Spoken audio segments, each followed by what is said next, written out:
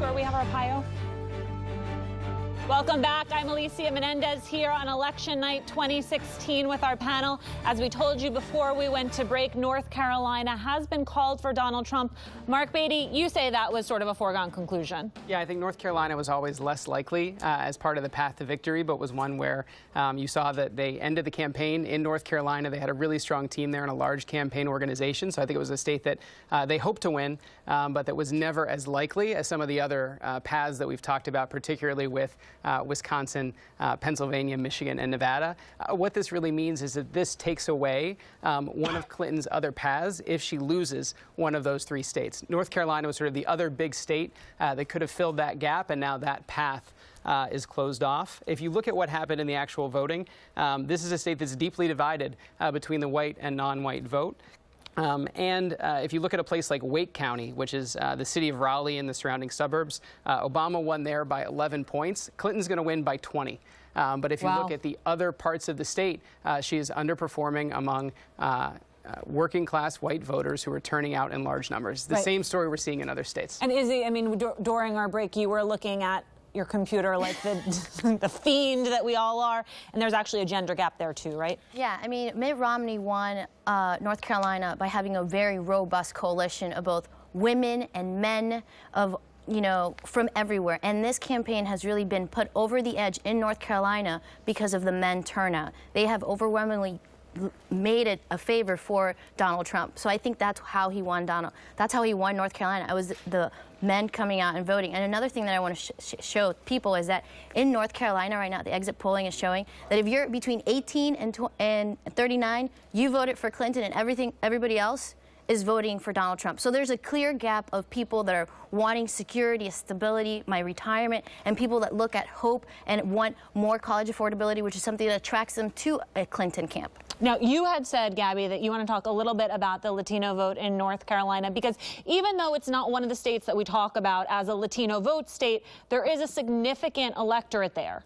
Every single census shows either 200 or 300% in the Latino population in North Carolina.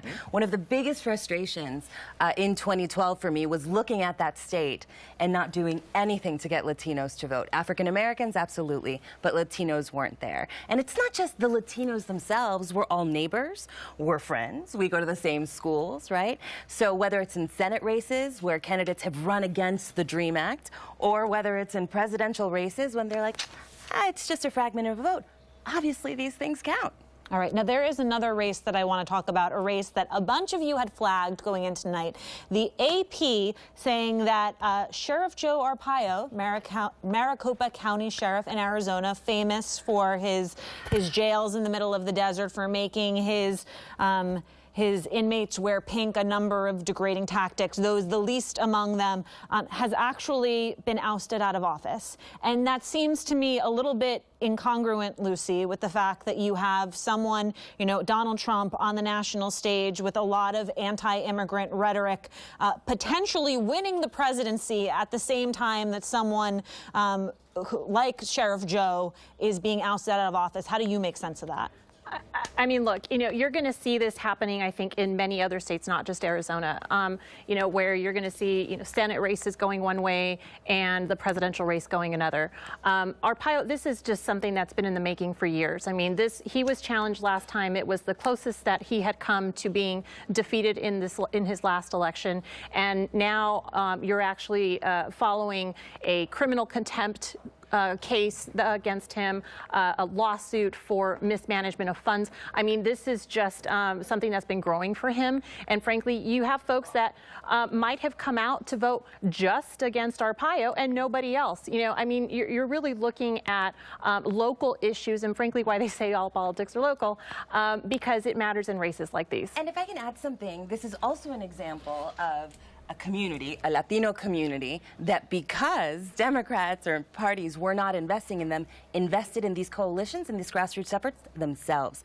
Undocumented immigrants were knocking on doors telling people, we have to get this man out. They've been doing it with their own resources, making tamales and selling them in order to be able to GOTV. So it's a victory for them. And it's been sustained. which Yep. is key, because this isn't about a party or a campaign Nope. coming in every 4 years, maybe making an appearance every 2, but this is about sustained effort to organize a community that frankly has been terrorized by a sheriff. Yep. And these are the results. And so, frankly, this is a demonstration and a lesson learned, which should be a lesson learned to the Democratic Party and campaigns, that sustained investment in these communities pays off. So once again, in the interest of transparency, worth noting that the AP, which is what we're using for our projections, has called Florida for Donald Trump, but many of the other television networks have not yet called Florida. Jason, you're shaking your head like that makes sense to you. Yeah, it's because Trump's going to win Florida. I mean, and if you look at it, we were having a discussion earlier. There's just not enough extra places where Hillary Clinton can get a vote. So why not call it? Because I think that nobody wants to be wrong. And I've been saying this all along. For example, like there are local newspapers in Michigan that have called Michigan for Clinton, and no one else wants to get out front because you don't want to end up being the person who's wrong. I think a key thing that we've seen all throughout tonight is, as stressed as Democrats may be, as shocked, and let's be honest, even the Trump people are like, yeah, like they didn't know they were going to do this well. Like they're fronting if they really think they were going to do this well. At the end of the night, we actually haven't seen any surprises yet, except by the margins. None of these states have really gone anywhere where we didn't think they were going to go yet. So that's another part of this. No one wants to go out front and be the first person who's wrong. Why are you being so reasonable? It really ruins my TV vibe. People are like, okay, I can go to sleep. That's fine with me. Lauren, is that description right? Is that how Trump supporters are likely feeling right now? Like, whoa, we didn't expect to do quite this well. You know what? I think that there's some people who thought we were going to win the whole thing right off the bat, but the majority of us definitely we're not surprised by the geography of it, right? It's the same states that are in play, but we're excited and excited about the numbers of it, right? So it's that margin turnout. So exactly what you said. I've been holding my breath. I'm not going to lie, I've been a little sick to my stomach today, but this is a good night as far as it goes for a Trump supporter. I think that, we're in it. New York Times is saying that we've got a 95% chance at taking the presidency, which if you look at... So do you now trust the New York Times? Right, thank you. I'm actually... Is this a Comey situation where it really depends moment to moment on who you trust? I mean, Izzy, I have to ask you, more establishment GOP members must be watching this and thinking, all right, like, what do we do now? I mean, it's been incredible for Trump to be performing this well, considering that 87 elected Republicans have backed away or not fully endorsed the candidate that the party represents. So that speaks to Trump is doing it on his own.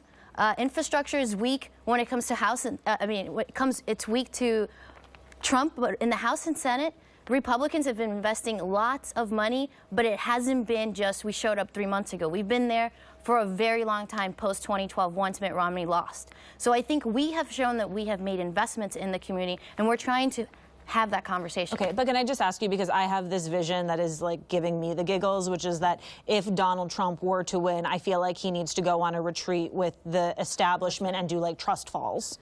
I mean, it's like they're gonna have to work together when this is all over. Absolutely. I mean, there's going to have to be a kumbaya moment between McConnell, Ryan, and Trump. And I don't know what you get out of that. I mean, you're shaking your head, but you're not going to get anything, because even think about it this way. Forget what happens in the politics of this. This country, no matter who wins, nobody really likes Hillary Clinton or Donald Trump, right? So we have to show a good effort that we're going to try to unite everybody on a path. Whatever that goal is, within that 100 days, we have to come together as a country. But nobody likes either of Donald these Trump candidates. doesn't. Donald Trump doesn't. Yeah, but Donald Trump doesn't have to do anything. If he wins, he doesn't have to do anything but work to make America great again and die. Yeah, and he's proven over and over throughout this process that all of the sort of things that you think someone's supposed to do or has to do, or he's gonna have to do that, he never actually does it.